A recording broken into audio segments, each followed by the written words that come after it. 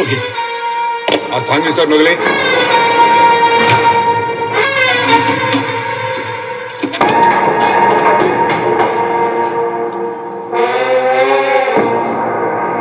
ఒక లఫూట్ గార్డ్ కోసం ఇంకో లఫూట్ గార్డ్ వచ్చిండు. సీనియర్స్ తెల్లగా మాట్లాడతావా? రెస్పెక్ట్ లేదా? భగవంతన్న మీద చేయకుండా మాట్లాడే పెద్ద రెస్పెక్ట్. ఊకోబే, పెద్ద సార్తో గట్లానేనా మాట్లాడేది? అరే నేనేమన్నా, మీరే లపూట్ అన్నారు.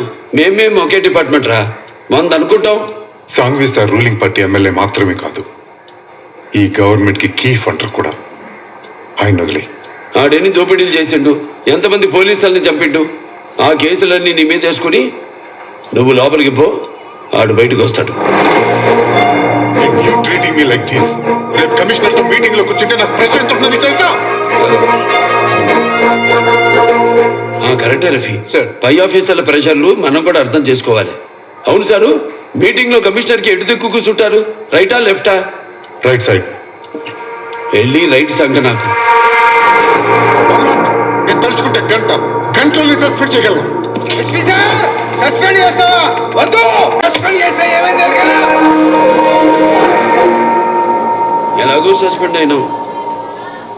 జాబ్ ఉంటే ఉండింది, పీకితే పీకిందని కళ్ళు తాగి ఆ క్రిమినల్ గాడిని డిఎస్పీ ఇంటికి తీసుకుపోయి తల నరికి డిఎస్పీ చేతిలో పెట్టిన.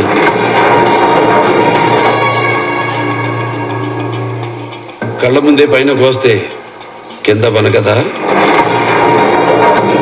డిఎస్పీ సారే ఆడు రైలు కింద తలపెట్టి సచ్చిండని కవర్ చేసిండు. ఆ షాక్తోనే డిఎస్పీ సార్కి పెరాలసిస్ అటాక్ అయింది.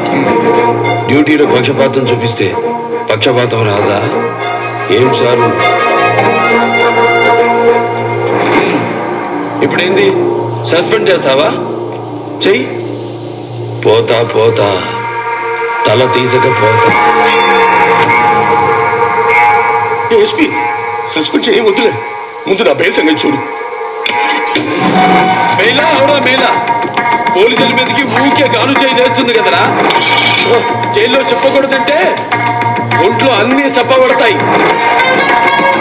ఓ ఎస్పీ సారు, నేను రికమెండేషన్తో రాలే, మెరిట్లో వచ్చిన. You didn't make me, so you can't break me.